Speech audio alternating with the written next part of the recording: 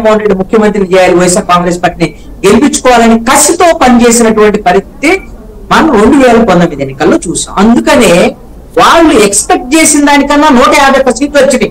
నాకు తెలిసి ఎవరు ఎక్స్పెక్ట్ చేయాల, మూర్తి గారు కూడా 140 వరకు ఏమో 42, 41 ఎక్స్పెక్ట్ చేశారు. ఇంకా అదనంగా కూడా వచ్చింది.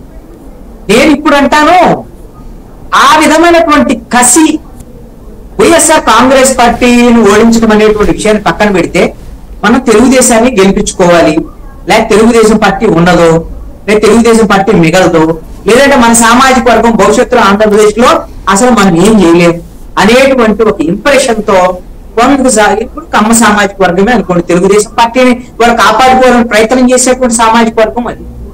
అదేవిధంగా రెండో ఫ్యాక్టర్ నాకు బాగా కనపడి, ఇది వచ్చినటువంటి వాళ్ళలో, కసిగా వచ్చినటువంటి వాళ్ళలో ఎక్కువ మంది మాత్రం, అది నేను 100% అని చెప్పను, 70% యాంటీ వైసీపీ వాళ్ళు.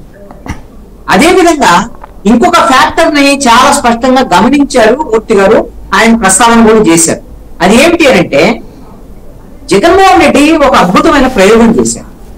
ఆ ప్రయోగము రేపు పొద్దున ఫలితాల్లో సక్సెస్ అయ్యారనుకోండి జగన్మోహన్ రెడ్డి, బహుశా భారతదేశంలో ఇక తిరుగులేని నాయకుడు అవుతాడు జగన్మోహన్ రెడ్డి. ఒకవేళ ఓడిపోయాడు అనుకోండి, ఈ ప్రయోగం ఆయనకి వచ్చే నష్టమే లేదు. ఇప్పుడు ఓడిపోయినందువల్ల ఒకవేళ ఓడిపోయినాడు, ఆ ప్రయోగం ఏంటి?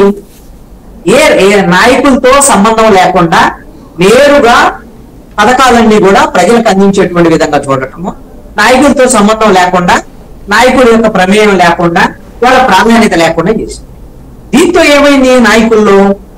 ఈ రోజున నాయకులు ఎలాగో జగన్మోహన్ రెడ్డిని చూసి ఓట్లేస్తారు, మనకి ఇప్పుడు నన్ను ఎమ్మెల్యే పట్టించుకోలేదు, నాకు ఎమ్మెల్యే భుజమేం చేయలేదు, నేను ఆర్థికంగా సంపాదించుకోవడానికి నాకు ఎమ్మెల్యే సహకరించలేదు అనేటువంటి, నాకు వైఎస్ఆర్ కాంగ్రెస్ పార్టీ ప్రభుత్వం వచ్చినది అంత కష్టపడి పనిచేసినా ఏమీ జరగలేదు అనేటువంటి అసంతృప్తి 5 ఏళ్ళు ప్రభుత్వంలో ఉండేటువంటి వైఎస్ఆర్ కాంగ్రెస్ పార్టీ.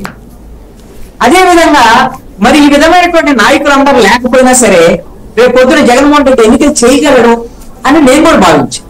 నేను మీ డిబేట్ లో కూడా సందర్భంలో కూడా చెప్పాను. ఏంటి ఆయన ప్రయోగం ఏంటి? 50 కుటుంబాలకు ఒక వాలంటీర్ని పెట్టారు, అదేవిధంగా గృహసారథం కూడా పెట్టారు. మరి ఇప్పుడు వాలంటీర్ల వ్యవస్థ ఏమైంది? వాలంటీర్ల వ్యవస్థ అని అవి ఎన్నికలు వచ్చేసరికల్లా వాటిని నిలుపుదల చేయటంలో ప్రతిపక్ష పార్టీలు సక్సెస్ అయ్యాయి. ఈ విధమైనటువంటి పరిస్థితి ఉంటుంది అనేటువంటిది జగన్మోహన్ రెడ్డికి ఒక అంచనా ఉండాలి అనేటువంటి నా అభిప్రాయం. ఇది వాలంటీర్ల వ్యవస్థ అనేటువంటి ఆ బలం ఏదో వెన్నుముకగా భావించారు రాజకీయం చేయటానికి.